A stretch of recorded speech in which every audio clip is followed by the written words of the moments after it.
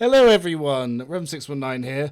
Well, the first week of the Grimdark challenge run is done, and as you might have seen, I've come second by a whole 3 minutes. But some of you eagle-eyed viewers may have noticed that in Act 2, I was 2 hours behind the frontrunner and at the same time as the person in third.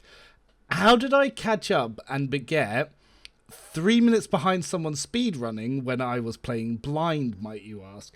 And by blind, I don't mean as in I haven't done this. I started playing Rogue Trader this August, this year, and I've played over 400 hours, and because I was creating content and doing my spreadsheet, I did ask Alcat if I could join their partner program last Friday before the challenge was announced. And literally, the weekend, they asked me if I wanted to be part of the Grimdark challenge. Me thinking this was going to be unfair, I was like, oh, I don't know, that might be stressful to stream and do. However, I found out it was on Daring, so I thought, yeah, to hell with it. I can do this with like 48 hours notice, no worries. I didn't actually find out till the Monday when it was announced that I was actually accepted, so I'd start planning for the Tuesday on the Monday. So I didn't plan my Act 2 route, I didn't plan my Act 1 route, I didn't plan my resource management for colonies, I didn't plan my spaceship battles, though I did panic and try to learn as much as I can. And another user had actually posted his route in the Alcat Discord. I did use something similar by reading through that a few times. He's left the Discord because he didn't like the balance of the game, which is unfortunate because I did want to shout him out, but I can't see what his name was since he left the Discord. However, what I did do was I already had all my builds planned, I had my build spreadsheet planned, and I had literally just finished doing Unfair Grimdark, so I was fairly confident and decided to go in. During the stream, you might have noticed that I was sort of going very slow. I was explaining to people how to do my builds. I was talking, laughing. I was having friends join the call to talk to chat, and we were just sort of going through having a good time. In Act 2, I was even doing a lot of the rumours and errands, and I didn't realise at the time errands didn't count. So in the official rules, it didn't say that errands didn't count, but they did ping everyone the day before and told them. However, I just didn't notice that, so that's on me. But during the challenge, basically at the end of Act 2, I wasn't speedrunning at all. I didn't think I would win because it was based on actually being the challenge, which I knew everyone would do. I knew space combat was probably going to be the hardest part. It was then most quests done. Again, I do every quest anyway, so that didn't bother me. But then it was time, and I didn't think I would stand a chance on time because I'm a completionist. I like to do everything 100%, and I hadn't planned to min-max. But after I finished my Act 2 one, I realised I was only 2 hours behind. And then I thought to myself, wait, if I'm only 2 hours behind, I can win this. So what I did for going into Act 3 was I decided as soon as I got to level 35 to get the second Carnival of Misery upgrade, I was going to play to win. So going into Act 3, I hadn't min-maxed my party for what I needed to do every encounter incredibly fast. But I then decided that, yes, no, actually, this is what I'm going to do. So I stopped leaving the game, like doing slow bits, doing side content, opening the spreadsheet, going through the builds, explaining it to chat, and decided that I'd only answer messages in it. So what I did, as soon as I got Cassia back, which you'll see now on screen, is I started trying to min-max to buff. So what I would do is I would throw all of Cassia's buff and use the black signet of the Inquisition ring to generate a heroic action by the time I use Bring It Down on my Rogue Trader. By using Bring It Down on my Rogue Trader with all my buffs, I could instantly activate Carnival Misery, which I took the upgrades that damage heals me and it puts procs on all the enemies. I could then immediately spam Inflame. By doing that, I could then clear the entire battles with AoE, and this was just from Bring It Down. If there was anything left, I could then quickly use like Reckless Abandon or Blood Oath to get more movement, and then use my one jump charge, or if I generated more jump charges from those kills, I could then generate another heroic action. If I didn't think I could kill everyone in the battle, what I could do then was end my turn, give it back to Cassia, and then I could use a heroic action again. So the battle that you can see on screen is when I first had this idea, but I hadn't completely thought how to streamline it. If I'd realised how to streamline it, I would have been doing this from the second I got the first upgrade to Carnival of Misery. As you can see, I'm wasting time jumping where I could have just ended my turn here and passed it back. But what I managed to do is I turned some encounters that took the other streamers 3 to 6 minutes, and I started winning them, in some of them in under 40 seconds. Now, sometimes the positioning wasn't the best, but what I would do is, as you can see in another clip here, so I'd point of curiosity to match things up, put down the damage thing, because I get frontline. I would then buff up my Pyromancer. Because what was funny, until this point, I'd been trying to show off every companion build and show off what made them unique and powerful. But then I was like, no, my Pyro God build is the strongest build in the game and the best build that you're going to find on YouTube, online, any spreadsheet, on Reddit. Everyone else has tried to take this build away from me. It's quite funny because they're like, oh, well, Pyromancer Executioner, anyone can do that. And I was like, no. My specific weapon choices, my specific talents, my specific gear, my specific order on where I take things from level 1 to 55, and my specific playstyle and all the combinations of my party, there are so many variables to that no one else is using. Yes, you can do something similar, but you are not doing it how I'm doing it. Hell, other people weren't even using Drukhari weapons. Now, I'm sure there are other people who came up with some very similar ideas, and dude, kudos to you. You are also a game genius.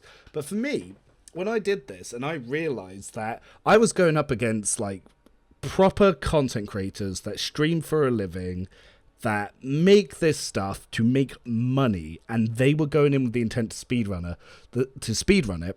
The second I realized this is my first time streaming and I might have a chance to win this, and I hadn't done this, I hadn't been a part of this competition for Pathfinder or Wrath of the Righteous like the others had, and I hadn't had a couple of months notice to prepare like the others had. I hadn't had the DLC for that extra month, but I was like, I'm confident, and my own ego says that my builds are just better.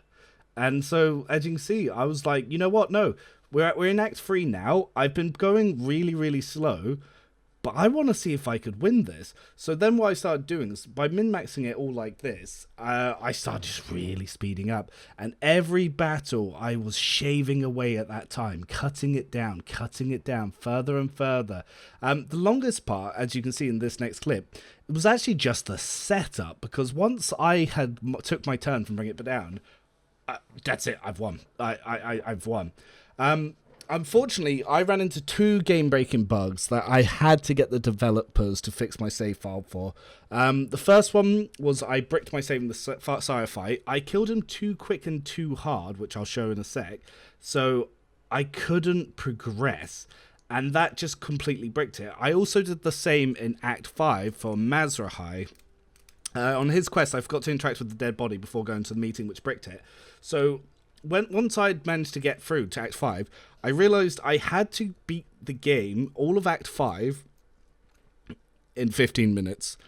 And I came so goddamn close. I was 3 minutes behind. And the reason that I didn't do it was because the goddamn Necron ships kept running away from me and I couldn't finish them off. And I got really bad RNG, so they kept regenning. However, still being confident in my builds, having a great time streaming, I really enjoyed it.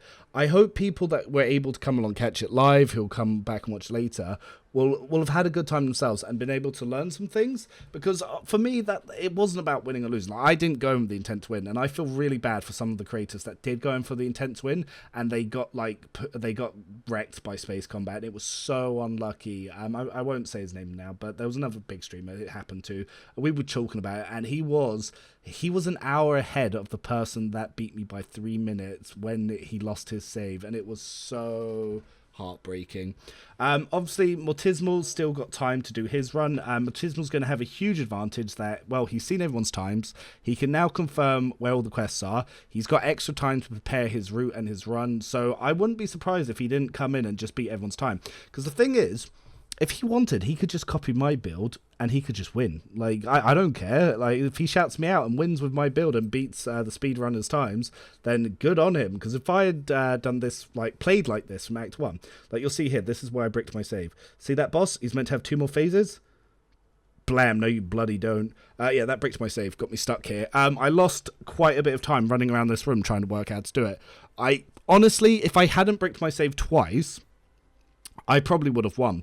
And that's including all my ridiculous space battle encounters, because I was running around this throne room for a few minutes, which you can see on my stream, and when it happened again, Mazahai, I was running around, so I probably gained 5 to 10 minutes just from being stuck before I stopped playing, which, again, it sucks, but I'm not mad. Like, you might think I'd be salty, but to catch up by 1 hour and 57 when I was 2 hours behind is huge. I think that says more about how strong the builds are that I'm making than anything else. Because one of the reasons I started doing this was when I tried to learn the game in August. Because if you look at my channel, I've only been playing and uploading since August. My early videos were just me rambling, talking about what I learned as I learned it. One of the reasons for this was because when I was trying to learn the game back in August, 1.2 had just gone. Every time I asked a question, people on Reddit would say this, watch this streamer, watch this content maker, this is how you do it. I would watch it and I'd be like, that's not how the game works. Everyone would be like, well, copy this guy's build, it's really popular. And I'd look at that build and I'd be like, but that build's terrible. So I basically, the content I made was, I wanted to make content aimed at myself that I wish I had as I started learning to play the game. And by doing that, and I think with this run, showing off just how strong my builds are, because the fact that I've done this on Unfair, Grimdark, and then I've come back and I've done the same here, I think it just shows how strong they are, especially the fact that, again, like I said, I went from not really trying to win and being really far behind to essentially catching up and having the chance to win, where if I had just got a little bit luckier in space combat, or if I hadn't have bricked my save twice, I would have won. But it is what it is. If we do another one for the next DLC, and I would love to get it early, I would love to have that extra month to prepare like everyone else did. And I would prepare routes. Like, I would go in it hard to win. Because, yeah, no, it was a lot of fun. It was a great time. I had a great time chatting to all the other people involved. I will put all the other participants, again, in the description of this video. Some of them are still running. Please do go show them some love and support. And, yeah, if you have any questions, definitely comment below or join the Owlcat Discord, check in the build section there. There are loads of people about that would love to help you. Like I said, I'll do the same, others will do the same. Like I made all my builds arguing with people, so everyone kept telling me that I was mentally challenged when I was coming up with these builds, and everyone said it didn't work, I wasn't using two-handers, pyromancies doesn't work, blah blah blah blah blah. But I over time I managed to prove and convince the people, not by trying to insult them, but by just playing the game 1 to 55 and Unfair over and over and over with different builds, and just showing how strong the combinations were that I was coming up with, to the point that we then made the spreadsheet. One of my actual biggest critics also has his own page on the spreadsheet and is helping update things. So I think, yeah, I think it's doing a really good thing, showing other people there are different ways to play. And again, the builds I've come up with, though strong, are tailored literally to my playstyle. As other people come in and they want to do builds and they want to help people and they also have good things, I'll give them their own page on the spreadsheet and they can do it, because it helps improve this game. And the thing is, this game's story is so good and enjoyable. It's so heartbreaking to see it not do as well as, say, Baldur's Gate 3, when I think this is better. I think it was just because they had more money behind them, they were able to publish more, but I would love to see more people be able to get into this. It's not scary. The system's so simple, you don't need to have had 20 years of D&D experience like you do for Baldur's Gate. But yeah, no. Like I said, you could easily take one of my builds and you go straight in on hard or daring or even unfair and probably still win. As long as you are willing to read what they do, yeah, you're going to have a great time. But yeah, so that's how and why I entered, how I caught up, and like you can see, I ripped and teared like crazy. But thanks for stopping by, thanks for the support, all the love, laters.